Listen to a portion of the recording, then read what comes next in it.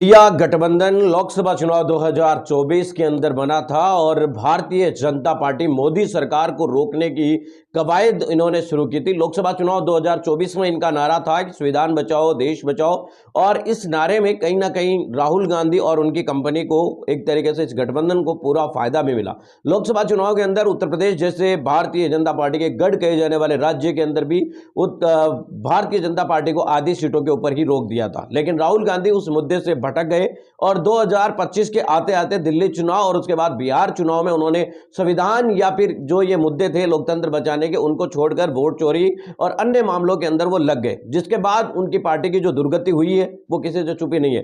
केवल भारतीय जनता पार्टी के सामने कांग्रेस ही नहीं बल्कि इंडिया गठबंधन की ही बहुत ही बुरी हार हुई है, और सबसे ज्यादा बुरी हार तो कांग्रेस पार्टी की हुई है, क्योंकि कांग्रेस पार्टी को कई कई सीटों के ऊपर तो 2-3 हजार वोट भी नहीं मिले, जबकि उन्होंने आरजेडी के सामने अपना प्रत्याशी उतारकर उन्हें हराने की पूरी कोशिश की थी। एक तरफ गठबंधन में थे, इसके अलावा 10 सीटें ऐसी थी जहां पर कांग्रेस और आरजेडी दोनों आपस के अंदर लड़ रही थी। कुल मिलाकर बात यह है कि चुनावी नतीजे बहुत ही बुरे आए और कांग्रेस पार्टी के लिए तो ये चुनावी नतीजे किसी सबक से कम बिल्कुल में नहीं थे। अब उत्तर प्रदेश की बारी है। 2027 को लेकर अखिलेश यादव ने दावा किया है कि उन्होंने तैयारी शुरू कर दी है, लेकिन समाजवादी पार्टी के एक विधायक का बड़ा बयान सामने आया। उन्होंने कहा कि कांग्रेस पार्टी को हम 30 या 35 से ज्यादा सीटें नहीं देंगे। उत्तर प्रदेश के अंदर आप सभी जानते हैं कि 400 से ज्यादा सीटें, और उन्होंने कहा कि केवल 30 सीटों से ज्यादा या 35 सीटों से ज्यादा समाजवादी पार्टी कांग्रेस को उत्तर प्रदेश में नहीं देगी।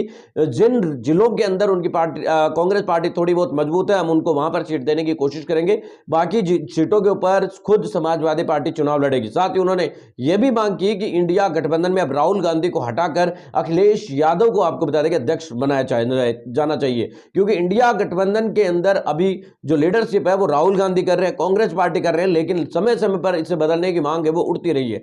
ममता बनर्जी को भी कई बार बनाने की है वो एक तरीके से कोशिश की गई, लेकिन ममता बनर्जी इंडिया गठबंधन में शामिल तो है लेकिन ज्यादा वो दिलचस्पी लेती नहीं है। अखिलेश यादव से पहले अरविंद केजरीवाल का नाम भी चला था, लेकिन आम आदमी पार्टी इंडिया गठबंधन का साथ छोड़ चुकी है। ऐसे में अब अखिलेश यादव का नाम इंडिया गठबंधन के लिए आ गया है। इंडिया गठबंधन को लेकर इस वजह से भी बड़ा नाम माना जा रहा है अखिलेश यादव का, क्योंकि वो हिंदी पट्टी में सबसे ज्यादा लोकसभा के सदस्य जिताने वाले मेंबर है।